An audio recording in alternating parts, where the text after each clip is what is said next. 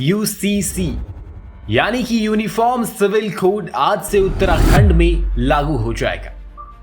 आज का दिन एक ऐतिहासिक दिन है, सिर्फ उत्तराखंड के लिए ही नहीं बल्कि पूरे देश के लिए ये एक ऐतिहासिक दिन है। यूसीसी को लेकर काफी बवाल भी हुआ था, इस मुद्दे पर बाकायदा राजनीति भी हुई थी, लेकिन इन सब के बावजूद यूसीसी उत्तराखंड में आज से लागू हो जाएगा।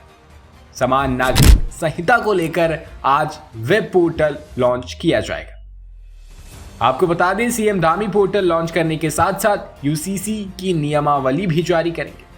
गृह सचिव की ओर से सभी विभागों के चीफ और पुलिस अधिकारियों को आज के कार्यक्रम में मौजूद रहने को कहा गया है। इसी के साथ देश में यूनिफॉर्म सिविल कोड करने वाला उत्तराखंड पहला राज्य हो जाएगा देश का। बता दें कि यूनिफॉर्म सिविल कोड शादी, तलाक, मेंटेनेंस, संपत्ति का अधिकार, गोद लेने और उत्तराधिकार जैसे क्षेत्रों को कवर करता है। आसान शब्दों में कहें तो अब जो भी नियम होगा वो हर नागरिक के लिए समान होगा। धर्म के आधार पर अब कोई नियम नहीं बनेगा। तो बताते हैं आपको कि यूसीसी लागू होने के बाद वो कौन से नियम हैं जो बदल जाएंगे। यूसीसी लागू होने के बाद शादी का रजिस्ट्रेशन कराना अनिवार्य होगा। किसी भी धर्म, जाति या संप्रदाय के लिए तलाक का एक समान कानून होगा। हर धर्म और जाति की लड़कियों के लिए शादी की न्यूनतम उम्र 18 वर्ष ही होगी। सभी धर्मों में बच्चा गोद लेने का अधिकार मिलेगा। दूसरे धर्म का बच्चा गोद नहीं ले सकते।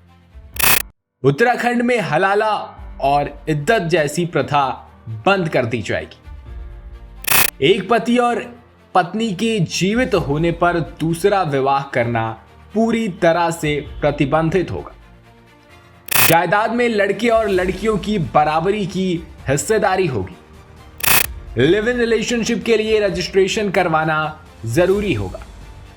लिव इन रिलेशनशिप वालों की उम्र 18 और 21 साल से कम है तो माता पिता की सहमति लेनी होगी।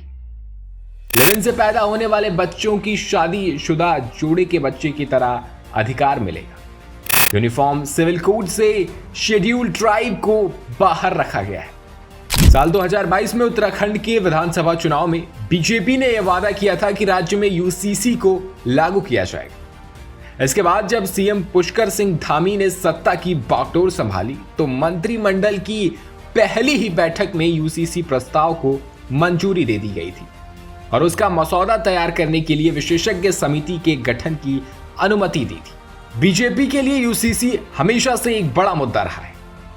हमेशा से हर चुनाव में वो यूसीसी की बात करते हैं। ऐसे में उत्तराखंड में यूसीसी लागू करने से बीजेपी को फायदा होगा। अब इसका फायदा दिल्ली चुनाव पर भी हो सकता है क्योंकि उत्तराखंड के काफी लोग दिल्ली में रहते हैं। तो दिल्ली चुनाव से पहले यूसीसी लागू करना बीजेपी के लिए हर तरह से जीत वाली सिचुएशन है, हर तरह से विन विन सिचुएशन है।